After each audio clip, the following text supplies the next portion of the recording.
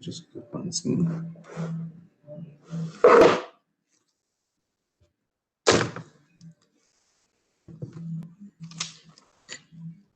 So you guys can see her face.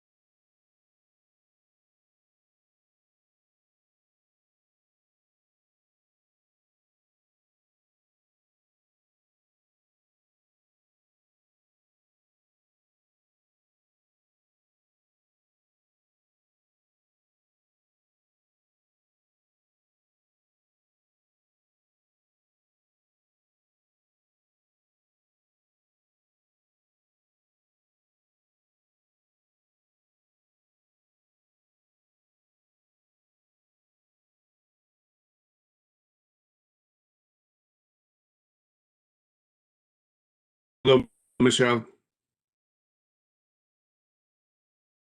or Julia.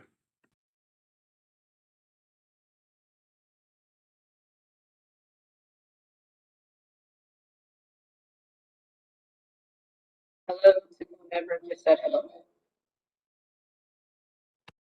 Good evening. We're waiting for the chair and co-chair of the Transportation Committee to join us. Good evening. Thank you.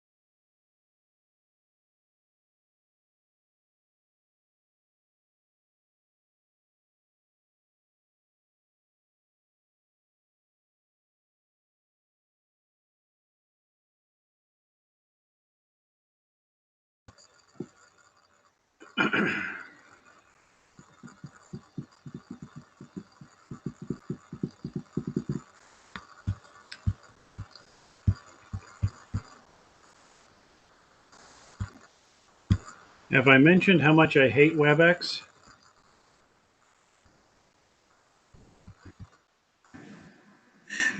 All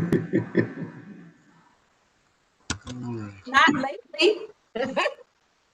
Well, hopefully going away soon, soon, soon. Sorry I'm late.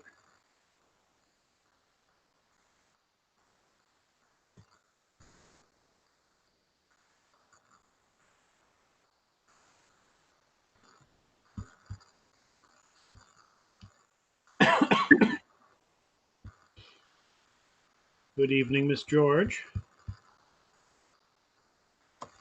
Good evening. Hello. I cannot. I swear they reconfigure this thing every time I come on.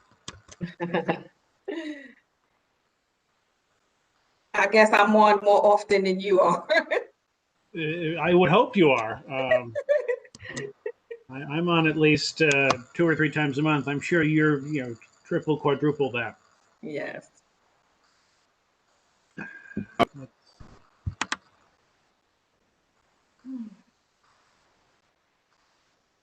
I cannot figure out how to get the panel view. I don't want to see the speaker. I want to see everybody. If you click at the top, it says layout. See, that's gone missing. Oh.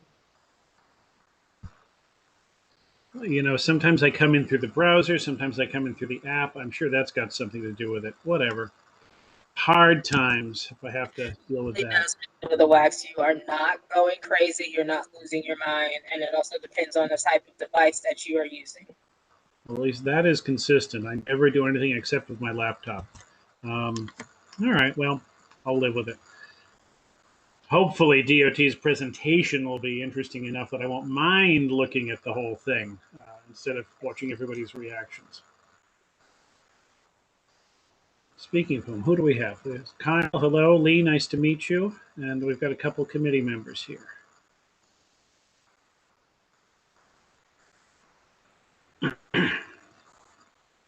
Mark is here, Rob. How are you, Mark? Good evening. Good day, buddy.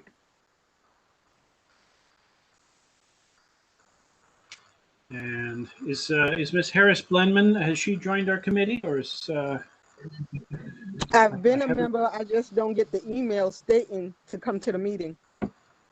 Oh, we will fix that. Yes, we Thank you. I appreciate it. Thank you.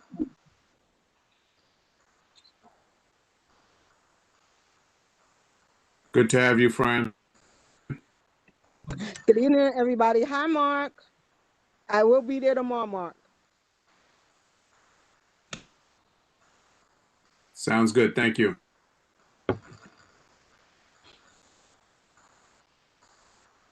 We'll give things a few more minutes, let a few more people come in.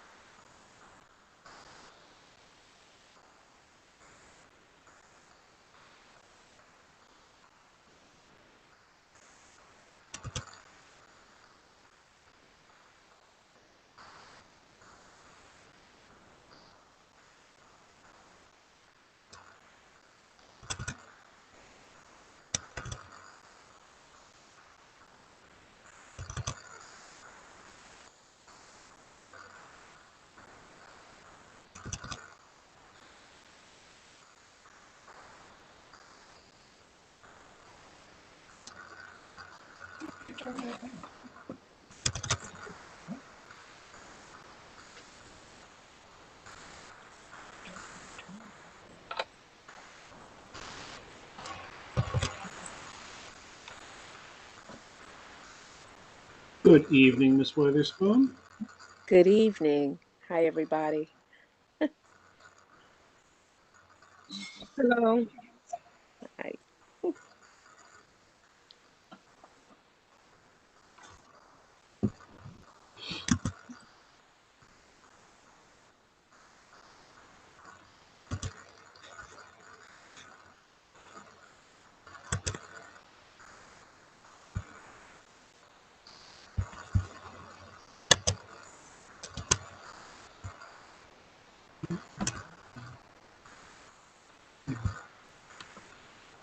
All right, we've got Ms. Witherspoon, Ms. Harris-Blenman, Ms. Collins, myself, and Mr. Thurton.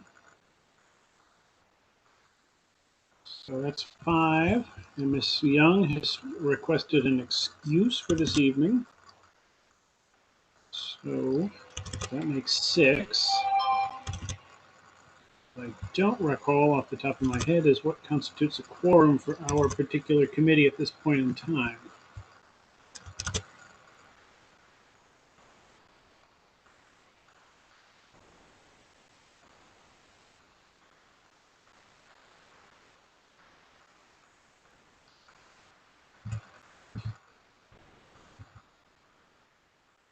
Last, we have 13 members. So if we get one more person, we're good.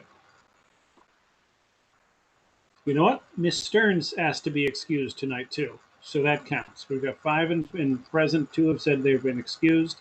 I think we have a quorum. Great.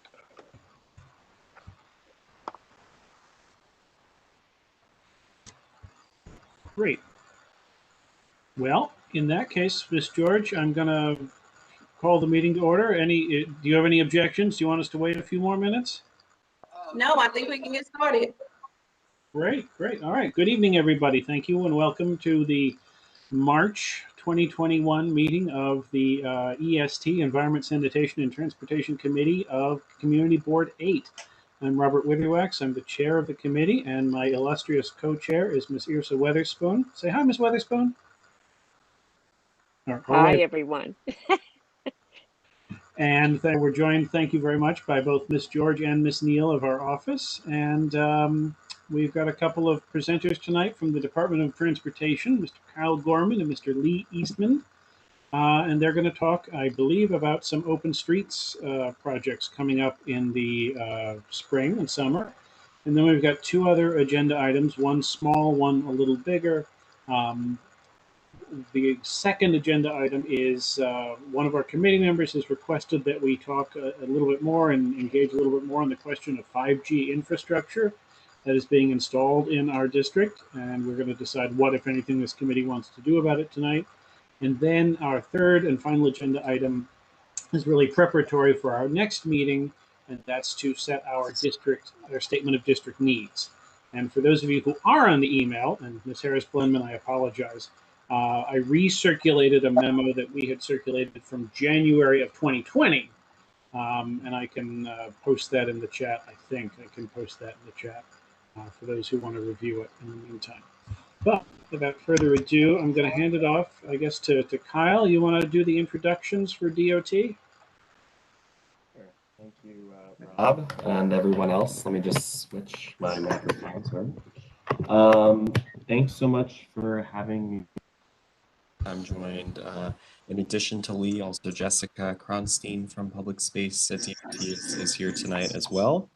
I actually don't have a very formal presentation. I just wanted to sort of go over some outreach that we're doing related to open streets, and then also just some operational updates to the program that are going to be coming down the pike in just a couple weeks, actually, or less than a couple weeks, really. Gib Vacconi from PHNDC might be dialing in just a second. PHNDC has been really our biggest advocate and partner for open streets in Prospect Heights. So hopefully they'll be here soon. So the first item that I want to touch on is the survey outreach that we've been doing. You should have already received the link to the community feedback survey that we started facilitating a few weeks ago. We've actually already heard from 1,200 people already, which is really awesome. We are always on board with as much engagement as possible, but we want to just continue promoting that as much as we possibly can. Just to recap as to how we have been promoting it, there's been a lot of digital outreach, email blasts by DOT and PHNDC. PHNDC actually hung a bunch of flyers all around the neighborhood you might have seen in your travels over the last couple of days. And that has been a great way to sort of just get the word out about the survey. In a second, I'll drop the link in the chat just in case we missed anyone, or if you want to share it as a part of any outreach you do, or the formal record of tonight's meeting. Yeah, we're really, like I said, just looking to hear from as many people as we possibly can, so we can not only just get feedback about how open streets impacted this community last year, but also really how individuals want to see these open street corridors used in the future, which is a perfect segue into what some of the operational items are for open streets in 2021. So we're very excited. I feel like I'm a little bit stealing the show from PHNDC, but I know many of you are already aware that the Vanderbilt Avenue. Don't worry. Steal their thunder all you want. Okay. Okay. This is definitely the fruit and time and energy and labor of our amazing partner PHNDC. Like I said, Gib will be here in a second, but the big announcement is that the Vanderbilt Avenue Open Street closure is going to return next Friday, April 2nd, and will continue until the fall. So we'll have a closure every Friday evening, Saturday and Sunday on Vanderbilt Avenue. Up until when PHNDC maybe runs out of a little steam and everything else. So we're super excited about that coming down the pike. There's a couple different tweaks that we're doing to make the program, I think, overall better this year. The first is just doing a lot more communications related to the closure, letting people know in advance, especially those that drive, about the closure and how that might impact the route that they're used to taking. PHNDC actually did, I believe, or are planning to do a mail-in flyer where it gets mailed to everyone in the neighborhood about this closure. So communications is really a core component here. One other item that we're adding is something called VMS boards, which are those large temporary signs that you see typically related in construction zones or temporary closures, as is the case here on Vanderbilt. But it'll just basically have language that says Vanderbilt is closed on, there's going to be 2 on Atlantic and another near Grand Army Plaza. We were able to secure 3 to let drivers know about the closure, and it'll direct them to alternate routes. So that's another way that we're communicating. Continued coordination with the MTA and making sure the bus is rerouted, and of course bus riders are aware of that reroute. So that's the biggest operational change that's coming down with Vanderbilt. So super exciting to see that back. It's definitely one of our most beloved open streets closures, and we've got, honestly, in the 1,200 people that we've heard from so far, really, really positive feedback and support for the closure. The other item that I want to also let folks know about, I see that Saskia from PHNDC is here, which is awesome, who is a little bit more connected to the Underhill open street. So we are really excited that when the Vanderbilt Open Street finishes its first inaugural weekend for season 2 next Sunday, the following Monday, I believe April 5th, the Underhill Open Street will launch. That open street operates a little bit differently than Vanderbilt. Parking is still allowed. Limited local access for vehicle is still allowed, so you can still drive on these corridors, but they're bike and pedestrian priority corridors when open streets are in effect. There'll be a lot more information. I know I'm putting a lot out there right now. It's gonna, we'll have decks and one-pagers and everything else. And PHNDC has done a really great job in putting together some other graphics and things like that. So we are really working hard to make this program a little bit more of a well-oiled machine. And we're really excited to, work with you to develop what a future plan could be for these corridors. So that is basically the updates related to open streets, and I'm happy to take any questions. I have two off the bat. First of all, thank you, Kyle, Lee, Jessica. Thank you for coming out and for making this happen so quickly. I feel like spring is upon us if open streets are back. So that's a good sign. As good a sign as the crocuses in my backyard. Has there been any thought given to um, permanent street changes to reflect the, I'm going to guess, semi-permanent nature of the open streets programs, right? I mean, are we just moving barricades in? Is that still the plan to affect these things? Or are there going to be some more permanent or heavier duty, at least, structures involved? In the short term, it's still going to be barriers, metal barriers, and these other types of barricade. The orange and white ones that you saw in Vanderbilt last year will be back again. So definitely in the short term, we're still going to rely on these light touch, barricade-oriented materials. But like I said, we're really excited to work with the community to develop what a permanent, opportunity might exist for these corridors for both Underhill and Vanderbilt. There's obviously big differences between the two corridors and unique opportunities on each. And as a part of that development, we definitely want to work towards permanent redesigns of the street that are self-enforcing, that really do prioritize pedestrians and cyclists. So definitely in the future, we want to have alternatives to the barricade is the short answer. Good, but in the future, not this cycle, or not at the start of this cycle.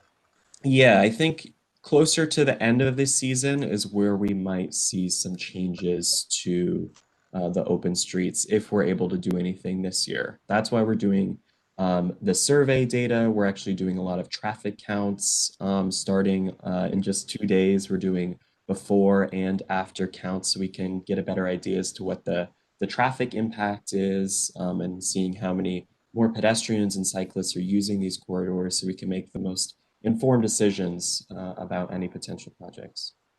Great. My second question Sorry. was. I just want to add to Kyle's response that before we make any other sort of design changes to the street, we would of course come back and present to you again. Well, sure. I'm sure we can come up with some suggestions right now if you want, but I'll leave. We too will watch, and we too will evaluate, and we too will have some feedback to give you guys when we're in the middle of these things again. Second question is, are there other avenues, other streets in Community Board 8 that are going to be having open streets this spring? That is a good question. Right now, so far, we have only identified Underhill and Vanderbilt as confirmed participants again in 2021. Another update to share is that we are planning to release the 2021 Open Streets application in just a couple of days. And as a part of that, individuals or groups can suggest new locations that they want to manage. They can also suggest taking over existing open streets that don't have a partner associated with them. So those that have historically been managed by the NYPD or lack thereof over the last year. So that's the sort of two opportunities that exist for new corridors. But in terms of like April, right, the only ones that are kind of turning back on are, to your knowledge, are Underhill and Vanderbilt. But I know, for instance, some blocks of Park Place, some blocks of Lincoln Place, some blocks of Carlton Avenue were nominally open streets until the volunteer energy kind of ran its course, right? So are you actively looking for people and organizations to partner with to revitalize those? Yeah, 100%. Definitely any organization that you all might know, please feel free to connect them to us. And also, as soon as the application is released, we'll definitely share that with you. I know that there is really, I will say just from my high-level look at the survey data so far, there is a lot of interest in the Carlton Avenue open street. And I know that there's a lot of energy. There was a lot of energy around it, but like you said, volunteer labor isn't always super consistent. So Yeah, and that definitely. one had, as you and I well know, that one had other traffic issues with it that Underhill doesn't. That complicated matters. Anybody else have any questions for our DOT? I actually have a question. Ms. Weatherspoon. Yes. Can you speak more about how you will inform and direct vehicular traffic So we'll with have regard to some sort of detours or what have you, so people can make decisions on how they will detour? So we're going to have two of those temporary electronic signs that you see like related to construction zones sometimes, or temporary closures of sorts. They're called VMS boards, and it'll have language saying that Vanderbilt is closed and directing people to alternate routes on major corridors so they can still continue on their mostly northbound or southbound journey, since that's the direction of Vanderbilt. We'll also do regular updates on our website, on DOT social media. PHNDC has planned a really robust engagement plan where they're going to be doing direct mailings to everyone that lives in the neighborhood. We also are working with our internal units that have connections to the trucking and freight industry. We realize so much of the goods that we love so much come in via trucks. So we're making sure that we're doing our engagement with Amazon, the Postal Service, FedEx, and sort of smaller independent companies so that they know that, especially on the weekends, open streets are going to be a pretty regular fixture on the streetscape. So we have a lot of communications to do, but I will say it is a core part of our plan this year. Just a part two to that, just more of I'm thinking about specific when you mentioned about that flashing structure that you are looking to utilize. Will you place that a couple blocks away around the circumference so people can know? You know, a lot of times sometimes you don't even know what's going on until you have no choice but to, you could have had a choice to go left, but you're forced to go right because you didn't have any foreknowledge. So I'm just wondering if would it be a consideration to set these things up couple, 2, 3 blocks away or what have you. Is that something that can be done? Yeah, that's exactly the plan that we're Okay. planning to do. Like I said, we're going to have 3 VMS boards, both for eastbound and westbound traffic on Atlantic Avenue, placed strategically far enough in advance so people can still make that alternate route. And then the other is planned for basically where Vanderbilt turns off of Grand Army Plaza, but people can still use Plaza Street East Right. or I guess Park Park Place. Place? Yes, Park Place. Mm-hmm. So yes, definitely great ideas, and those are the things that we're doing. Great. Thank you. Mark, did you have a question?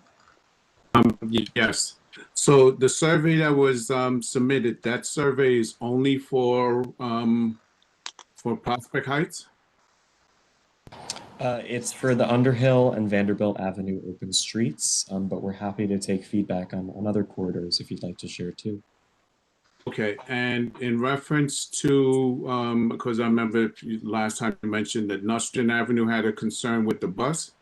How can that be worked out? With maybe once a month, or 2 times for the summer season.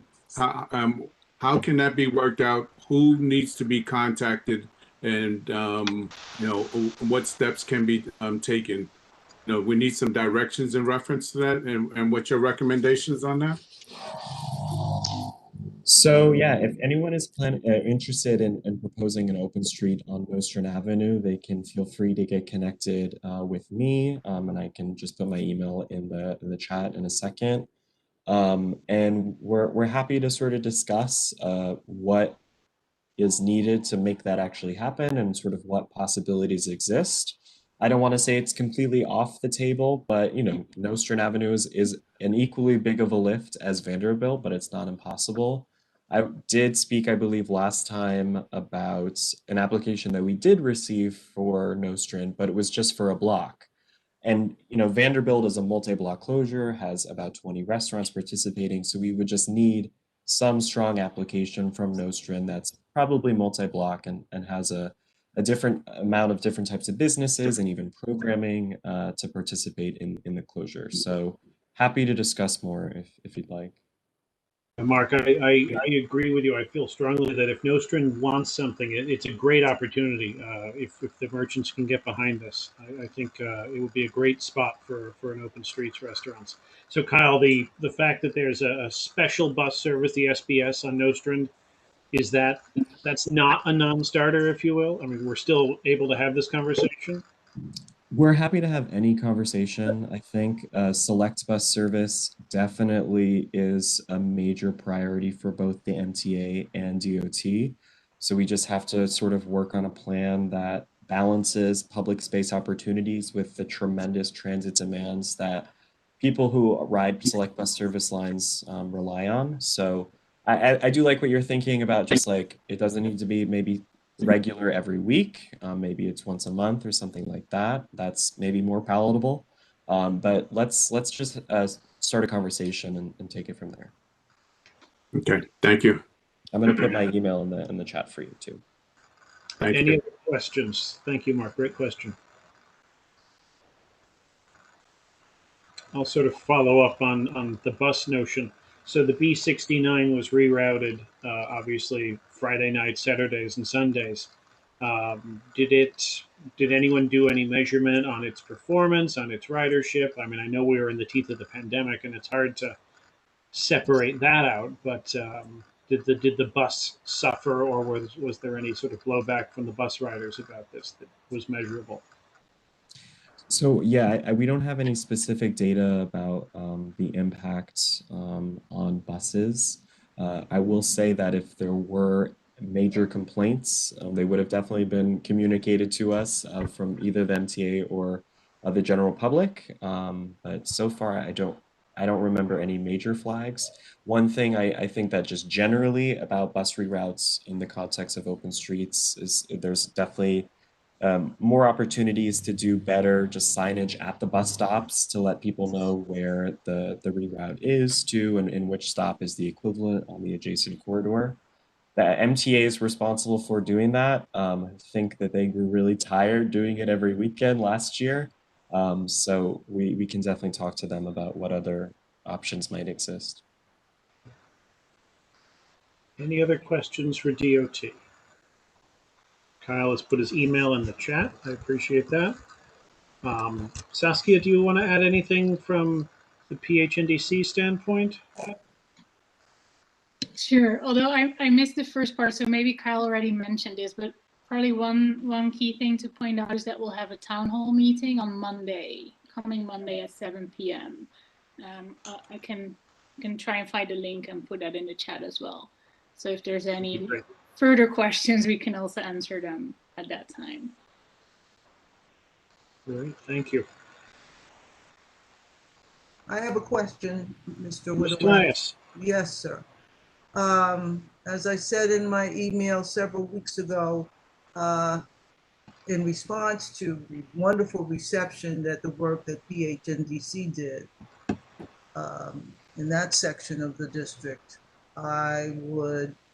I did ask, and I'm asking again, about the third route in our community district that has SPS, and that's Utica Avenue, Eastern Parkway down to Atlantic. It doesn't have to be that entire strip, but I would want to have that in the mix for an exam for taking advantage of this opportunity, because as I mentioned previously, open streets represents an opportunity for these stores, restaurants to come back online along with the jobs that they provide to local residents. So I hope that Utica Avenue could be considered anywhere we have the smaller restaurants, even along the streets that you wouldn't think would be very busy, and that could include parts of Bedford Avenue, parts of Kingston Avenue, and so on. So I know that Nostrand and Utica had the SBS, and in line with what Mr. Thurton recommended, it would be better to look at a periodicity that relates to nighttime, weekend, slower travel windows, lesser traveling windows for those bus lines, especially the two express bus lines, SBS bus lines. So I wanted to throw that in and ask Mr. Gorman and Ms. Kronstein to look at those opportunities as well for CBA. Thank you.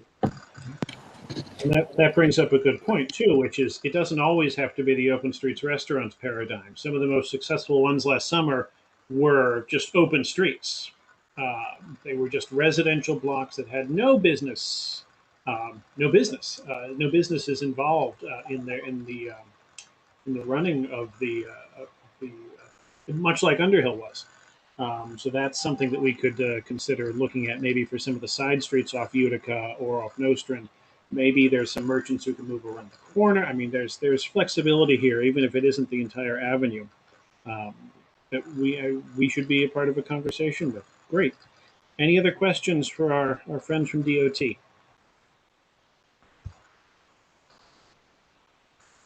Great. Then I thank you. Mark has his hand up. Mark has his hand up. Mark, do you still have a question, or is your hand just still? My hand was still up, but I guess the staff that we have here wouldn't be able to address the Eastern Parkway's development that's going on. Are they? Yeah, you guys. Yes, yes. It's one message. You don't mind? This is Lee Eastman speaking. Hold on, let me turn on my video so you guys can get a face that matches the voice.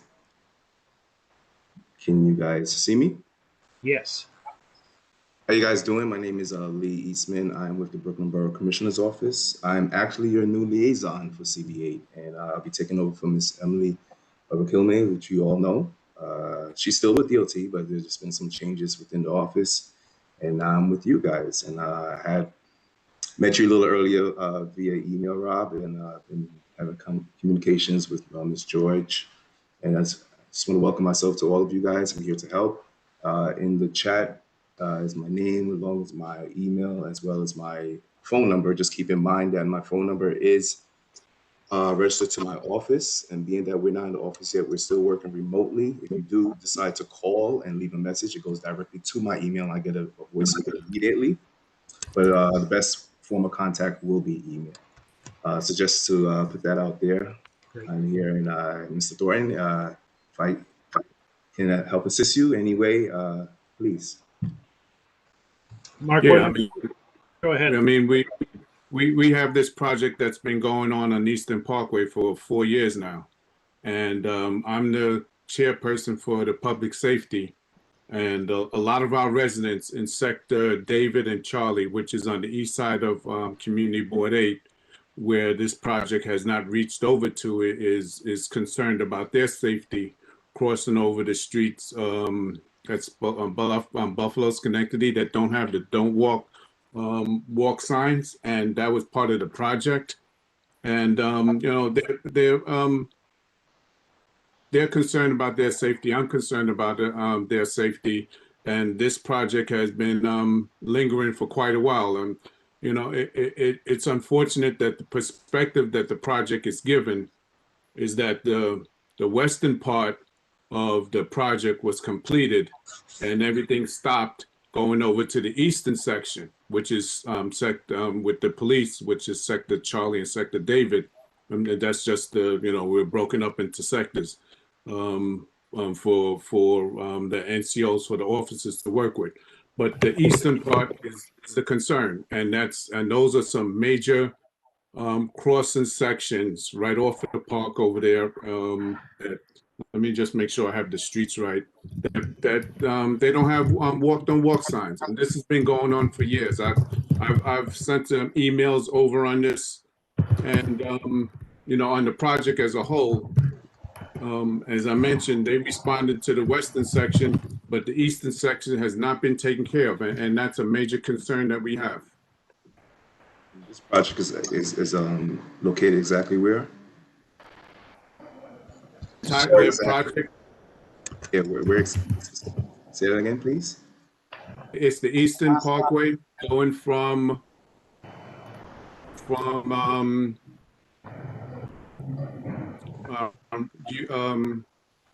Bedford all the way over to past Buffalo. Yeah, It was in, the whole idea of the project was a lot of the northbound streets that come off Eastern Parkway into Community Board 8, right? The big avenues that go north needed some pedestrian signalization, both at the median and on the north side of the access road. If you know Eastern Parkway, right, you've got access road, main road, access road. And the medians run between the access roads and the main road. There wasn't, if you're a pedestrian moving east-west, you were in danger of getting clipped by a car turning off Eastern Parkway and heading north. So they started at Bedford, like Mark said, and moved eastward. I'm not going to get the avenues right off the top of my head either, Mark, but the project kind of petered out by the time it got to Schenectady.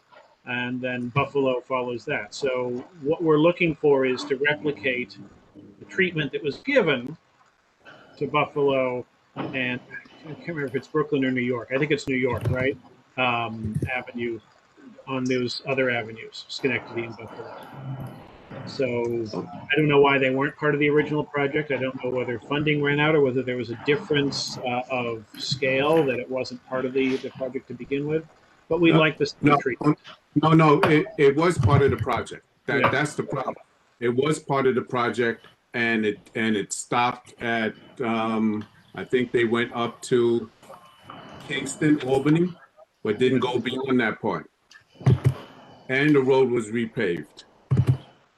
So maybe Lee, one of the things we can do is a walkthrough with somebody from your office in the next couple of weeks. You know, a site visit to sort of show you what we're talking about. Yeah, more than welcome. More than welcome. My question is, I mean, that shouldn't be necessary. Is there a project manager in this case? I mean, they should know what's going on. They should know where they stopped at and what's the time span and when they're going to go back. Absolutely. I mean, I will have to look into this project. I'm unfamiliar with the project, so and then I'll try to find all the information as possible and see if we can rectify it and adhere to the needs that you guys would like to see. I'm sure Ms. George and Ms. Neal can find you the project reference numbers in our archives. It can make that easy for you. Yeah, because 4 years ago this was a big thing about Vision Zero. I mean, the people of Crown Heights is saying Vision Zero applies to one section and Vision Zero don't apply to them.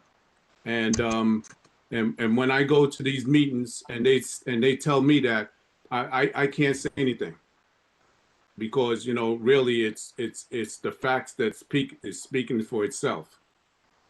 Totally understand. I promise that we will work on trying to help you guys out as much as possible. If you have anything that you can share with me via email, feel free to send that over to me. And Ms. George, if you have any reference numbers that you can share as well, that'll be very, very helpful. And then we get the ball rolling. And I'm also open now that the COVID is starting to slow down. Open to meet you guys and do site visits. And we could do a walkthrough. It's no problem with that as well. But I totally understand, Mr. Thornton. Okay, we'll be in communication tomorrow, Mr. Eastman. No problem. Feel free, please call me Lee. Everyone, call me Lee. Okay. Okay. Okay. No, you're going to be Mr. Eastland. Don't Mr. Eastman. Don't worry about it. We're very formal here at Community Board 8. Great. Well, thank you, everybody. I see we've been joined by Mr. Vicconi. How are you, sir? We were just finishing up the tail end of the Open Streets conversation. So surely you know everything that Kyle and Saskia and Jessica said. So if you have anything to add by intuition, go for it. They're all wonderful people working very hard on our Open Streets program, and we appreciate them. Succinct as always. I appreciate that. Yeah, we got the good news about Open Streets Restaurants and Open Streets Underhill. So we're going to work on some projects in some other parts of the district. But thank you and PHNDC for your good work on this one. Great. Well, thank you, DOT. If there are any final questions on Open Streets, if there aren't, we're going to move on to our next agenda items.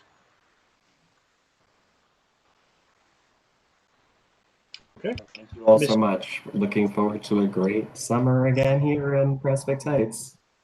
Great. Thank you, guys. Thank you. Thank you, guys. Miss Everyone have George, a blessed night. Miss George or Miss Neal, I'm not sure which one is receiving this, but I'm going to send a link to the PHNDC Open Streets Town Hall. And if you can post that to everyone, I don't have the power to post it to all the people in the chat for some reason. So if you can do that, that would be awesome. Okay, we'll do. Thank you. All right, next item on our agenda is 5G infrastructure. So one of our committee members is very concerned and interested in the 5G rollout of there's the shrouds going up on the telephone poles and all of the wireless communications infrastructure equipment that is being brought to our community. And this committee member would like us to inquire of whoever the powers that be might be about what this entails. And Ms. George, correct me if I'm wrong, we've reached out, we've asked them to come speak to us, and they have not followed through. I don't really remember where we left things with this conversation. You have to, I was doing 5G. 5G. Do you remember? We were talking I reached out several times with the questions, and they haven't responded to our questions. So I don't know where we stand. My question for the committee then, is this a good use of the committee's time? Is this a project we want to follow up and learn more about? Does it fall within our purview, environment, sanitation, transportation? And if so, we could probably pursue it and write a letter and then try to get somebody's attention. But if it's something we're just spinning our wheels on and nobody's really interested in, I don't want to waste committee members' time and energy. So anyone have any thoughts on that?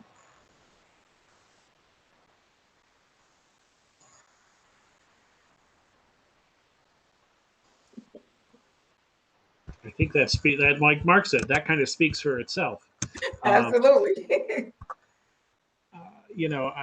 I would say extend an open invitation to the Department of Information Technology, and it's DOITT. What's the second T? I never know. Anyway. Technology and telecommunications. Technology and telecommunications. We'd like to know about this, but I'm not sure it's something that merits a heavy focus by this committee, aside from sending them another invite. So I guess that's if somebody wants to make a motion to that extent, we'll add it to the agenda for our next meeting. Mr. Witherwax, is it possible to get on their update list for a particular project? I believe they use that kind of thing. If you can track a project by signing on to get updates when the project itself is updated. It's just an automatic email that would go out to the interested party. We can look into that. I don't know for a fact whether that happens or not. But I think that's a good idea. Based on their last presentation, they didn't even have a vendor. There was no RFP that went out. They didn't have a vendor. It was at the very early stages of the installation of 5G. So they were just coming to us very preliminary. Yeah. Nothing's happened yet. No, nothing's happened. This is all about education and taking the opportunity to inform the public ahead of time. So, I think at this point, there's not much else we can do except reach out to them and say, please come to us when you're ready with something, or before then. So we'll see. All right. I'm not getting a strong sense, and this is, I can't wait till we're all in a room together and I can read the room, but I'm not getting a strong sense that this is something the committee wants to spend a lot of time and energy on. So we'll table it for now.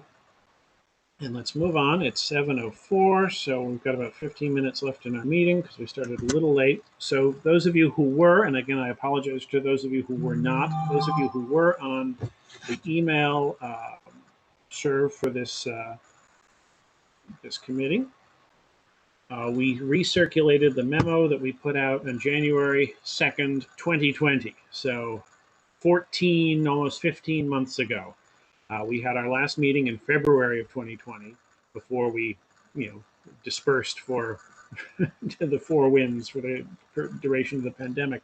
But we were in a years-long process of trying to work out a methodology for determining this committee's district needs, our statement of district needs that we are, by the bylaws, supposed to give, and every committee by the bylaws is supposed to give to the chair in June of every given year, right? So we wanted to be very democratic about it. We wanted to look at the breadth of the district and also the breadth of the scope of the committee. And we wanted to come up with either a budgetary capital expense priority request, where we can ask a city agency to allocate funds to a particular project or a particular task. We wanted to look for policy suggestions, where the board could ask our elected or appointed officials to make a change in the way something operates at the city or state level, not necessarily a budgetary ask, but a policy request, maybe proposed legislation, like the Housing Committee just urged some elected officials to endorse particular pieces of legislation. I think that's a wonderful use of committee time.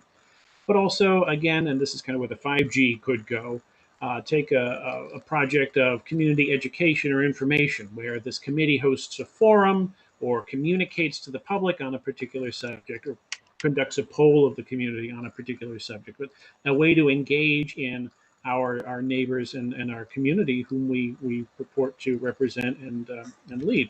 So we had divided the environment, sanitation, and transportation rubric into four sort of silos: environment and health, sanitation, streets, and transit. And we brainstormed in September and October of 2019 and came up with 3 or 4 items that fell into each one of those 4 buckets, right? And then we did a poll, and we came up with, for our January meeting, the leading elements on each of those polls. So for our environment our environment and health category, we talked about rats, air traffic noise, and bioswales, and hands down, the most of our committee wanted to talk about was rats. Oh, and by the way, this was conducted in an early, we didn't even know we were doing it, I think, ranked choice voting format. So rodents, rats was the most popular by far, not just the number 1, but it was many people's number 2 as well for the environment and health question. Sanitation, our 3 options were sanitation protocols for garbage pickup, street cleaning, recycling pickup, snow removal, illegal dumping, and commercial carting. And it was effectively a tie between sanitation protocols and illegal dumping. So we agreed that we would work forward on both of those points. For our streets silo, we had the rules of the road and enforcement. We had the Livable Streets Toolkit, like what intersections and speed bumps and daylighting and projects like that. And we had the concept of congestion pricing and whether it might be something good for Community Board 8.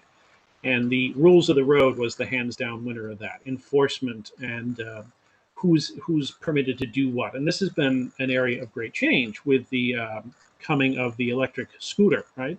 And then our 4th silo was transit. And we had 3 projects in that. The B45 and its choke point that our committee members have worked very hard for several years to try to figure out an equitable solution of the blocks of St. John's between Rogers and New York, where the road is too narrow to take 2 buses plus 2 lanes of parking. We talked about the B71, bringing it back, the dearly departed B71, and possible changes to our end of the route. And we talked about elevators and closed entrances at subway stations. And we've finally got an elevator at Eastern Parkway, which is fabulous, even though technically I guess it's in CB9, but that's all right. We use it too. The winner of that was the B71 restoration, with the elevators and closed entrances a close second. So we were poised to ask 4 subcommittees to work on those 4 or 5 ideas and come up with a project, a deliverable, right? Either a budget request, such as refund the B-71, either a policy request, such as enhance enforcement of illegal e-bikes, or a community engagement and education project, such as let's teach people about what sanitation does and why they do what they do when they do it. Why do they run the routes they do? Why do they prioritize certain streets for snow removal? Why does the street cleaning alternate side work the way it does, right?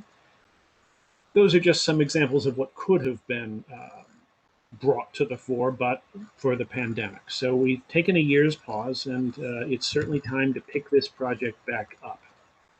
So, as I proposed in the email, which I guess I should find, bear with me. See what I actually said and say it again.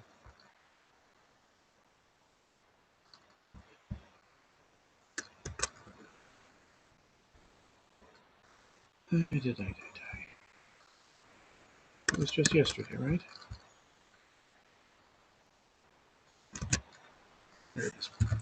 I'm going to propose tonight that at either our next meeting, whether it's in April or May, and we'll determine that as our next agenda item, we discuss how to turn those 4 or 5 things into actions that we can take in the next year of our board. So we will say in June, these are our district priorities. These are the things that are important to us as a committee: rats, illegal dumping, sanitation protocols, enforcement of the rules of the road, reviving the B-71, and reopening closed entrances. And here's work that the committee is going to do next year to move those items forward. So I think we'll come up with some projects, and I don't want to waste committee time in doing that, because I think we can all go back home and think on these tonight and send emails around either to the group or to Ms. Weatherspoon or myself and say, here's what I think would be a good deliverable, a good project that advances the cause of discussing rats, eliminating rats in community board 8, for an example. So we will go around with that so that we are poised in June to hand to the chair a list of statement of district needs, to hand our budget requests to Ms. George and Ms. Neal so that they can incorporate them, but also have some other ways to engage with the community on policy suggestions and community education, so we can get the message of environment, sanitation, and transportation out to the community we serve. So I've talked enough. I'd like to hear what the committee wants to say. Miss Langley has her hand up, her finger. Miss Langley. Good afternoon, everyone. How's everybody doing? Still Great, here. thank you. Good. I'm still talking about the rats. I don't see them. I don't know why. I guess because of the virus and there wasn't no food or something. But I have not been seeing them running around. So I think maybe they was working on the rats. I just haven't seen them. Maybe they taken home someplace else. I think the rats all went to the Hamptons during the pandemic. pandemic. I hope they did. I hope they did. Yeah, but I have not seen, but we can still work on that. But I have not been seeing them. I guess because of the restaurants has been closing down, maybe they're just not in my area right now. And remind me, Miss Langley, what's your nearest intersection? I'm right here on St. John between Albany and Lincoln, closer to Eastern Parkway, right here in Crown Heights. That makes sense. Miss Collins, did you have something you wanted to say? Yes, good evening all. I would like to say, well, we're certainly seeing them on Sterling Place. I see there's droppings all around and they're eating into the garbage. So maybe your rats came over to our area. Maybe so. I hope they stay over there too. Oh.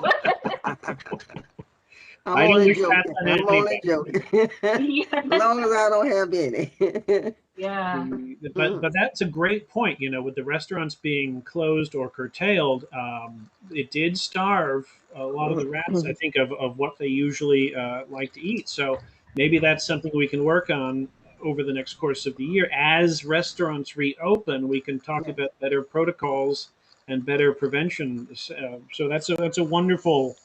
That's what I'm looking for, right? Mm. How do we deal with rats? Well, here's an idea, and here's something this committee can do. We can propose to the Department of Sanitation or the Department of Small Business Services that they mandate certain changes to the way businesses put out their garbage, right? Things like that. That's a Yeah. great idea. Miss I would Tice like has to her hands up say, as well too. oh, Oh, I'm sorry. sorry. Go ahead. No, go ahead. No, I just wanted to finish up with what I was saying before. Sure. A few months ago, there was an article in a newspaper, I had it somewhere, say, that spoke about how the rats haven't been seen that much, and they attributed that to the fact that the restaurants closed, not many people are out throwing garbage around. Right. So there was some publicity on that. If I can find that article, I can circulate it. Please do. Great. Mhm. Ms. Tyus, you had your hand? Yes, I do. Yes, I do. Thank you for recognizing me. Two things on the rats and then on the elevators. On the rats, in response to a complaint by one of our neighbors a while back, Betty Davis, I believe her name is, they were beset with rats. And a look at the rules, the ad code, the administrative code for the city, Department of Buildings in particular, shows that disturbing the rats where they live will drive them out into neighboring homes. And the developers for the new construction that was likely occurring when Ms. Langley had a problem, or if it wasn't caused by a restaurant or a number of restaurants, that we as a community board should be lobbying Department of Buildings to extend the requirement for a rodent abatement plan to construction projects that are more than just demolition when they do substantial renovations. I don't know where the line should be drawn, but if the developers are disturbing a long vacant building or something like that, that drives these animals from their harborage, then that developer should bear the cost of the abatement program that would be required to keep them from invading nearby residences. That's another great idea. Another great deliverable that we could work on and propose. I mean, I think Definitely. that's a budget item right there. Let's ask DOT, or DOB rather, to enhance its abatement protocols, whatever it exists right away. And it's a policy suggestion too. Let's make it mandatory that projects of a certain X, to your point, whatever that X might be, whatever your criteria is, require rodent abatement as part of the permitting process.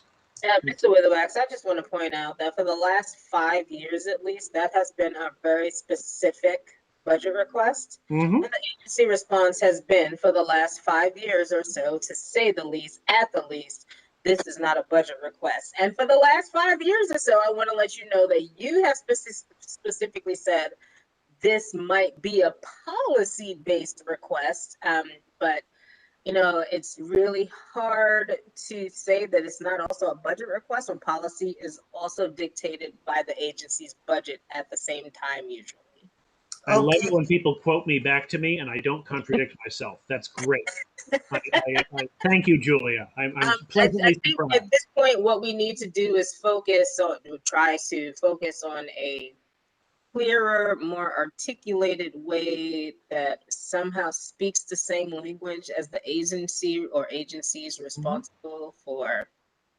Well, I think if the agency won't respond, we go above their head to the elected officials, so to speak. DOT's gone, right? They don't need to hear me saying that the elected officials are above them. Yeah, but there's other ways to skin this rat. No, well, I think we would have to pass the cost on to the developers and to the polluters. And that's exactly further detailed in our budget request. The city should not be the entity bearing the full financial burden of rodent abatement when we understand fully, you know, out of sight, out of mind, rodents have always been in New York City. However, What has not always been in the city at the rate and level that it has been the last couple of years, at least 10 over, well, actually 15 in certain areas, is this amount of construction and amount of development. And, at some point in time, someone is going to have to realize what the agencies actually say themselves. We recognize that vibrations in the boroughs is going to cause the rodents to flee their boroughs and look in search of safety. And that's that is what makes them a little bit more visible.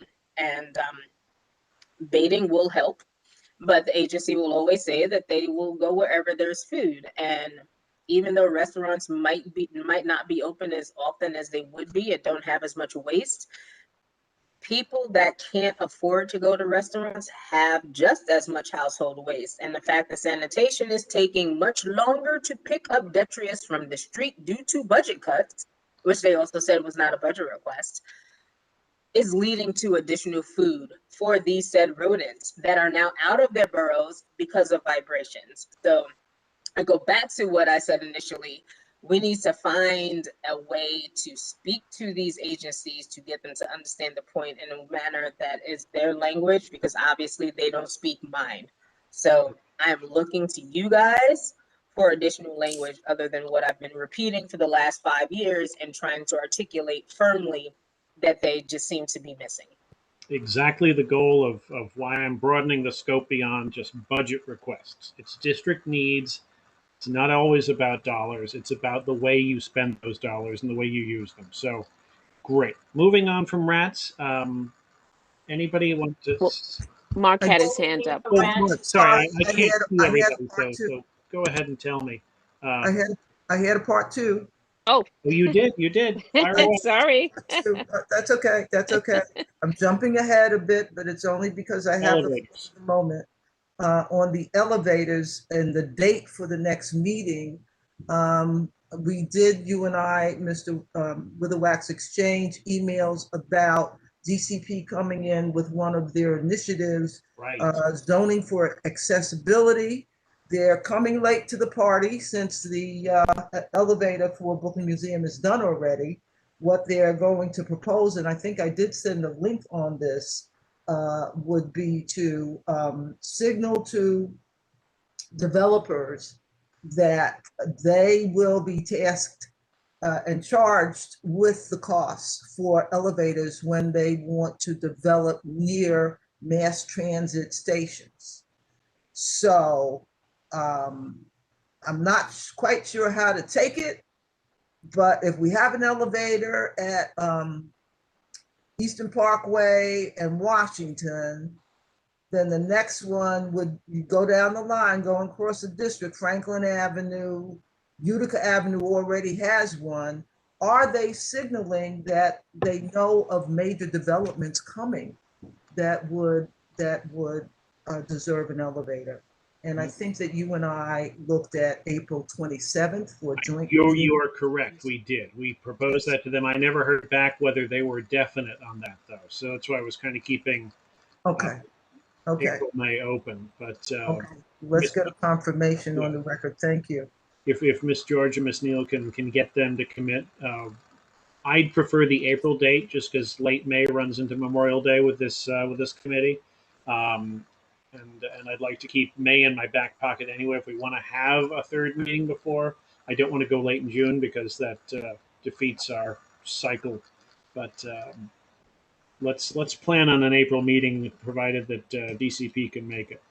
Yeah, I wouldn't say that I'm reading the tea leaves that they know anything about projects coming up, but because they're probably shopping this around all over Brooklyn. But I'm not going to dismiss it out of hand. It's interesting. Our district has very few subways in it. We've got subways surrounding us, but there's only one station that's wholly in the district.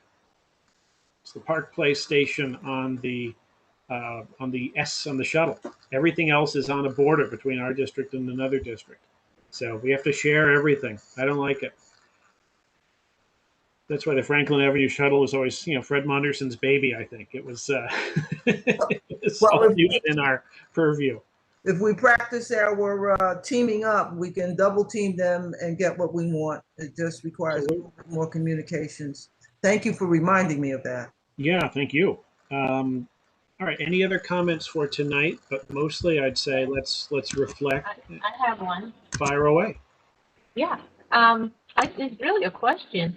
I heard a couple of people refer to the rats as moving from burrow to burrow. Is that what I'm understanding? I didn't. I understood that. What I'm saying. I thought that rats don't usually travel too far from their nest. You may have different nests all over the city, but they don't usually travel that far over bridges and stuff. That's a little far distance. Ms. Collins, I don't think they meant a borough of New York City. They meant a borough, like a hole in the ground. Hole, right. Oh, a burrow. Yes. Oh, down in the ground. Right. ERO. Yeah. Never mind, as Gilda Radner would say. Janet, that was a good laugh for tonight. That was good. Yes, I like the rats in those burrows. Okay, so if you can see me now, it's like sweat popping out of my head, that embarrassed look, that grin. Oh, don't be embarrassed. No, I'm really not. I'm joking. I think it's hilarious. I can't wait to tell this one at the cocktail party. Whenever they'll start up again. I've got some little tiny suitcases. The little tiny Metro cards. The first in-person meeting of this committee, when we have it again, cocktails are welcome. Bring them on. Somebody bring a bottle of wine. All right. Well, we don't have invited guests. We don't want them to think we're boozers. Did somebody else have another question? Or was that it, right? Are we good? That's it. All right. No questions. Well, this was an hour well spent. Yes. Yeah, I will circulate. I've been taking some minutes. I'll circulate some minutes from the meeting within the next couple of days. And again, trying to look for feedback on those 4 or 5 items that I rattled off and put in the email. Make sure that I have Ms. Harris-Blinman's email added to the list. She's been added again. Apparently there's an issue with Google and the new, I guess, the terms of service, Google Groups or something. But she's, Miss Blinman, you are not the first person to be added to the committee multiple times.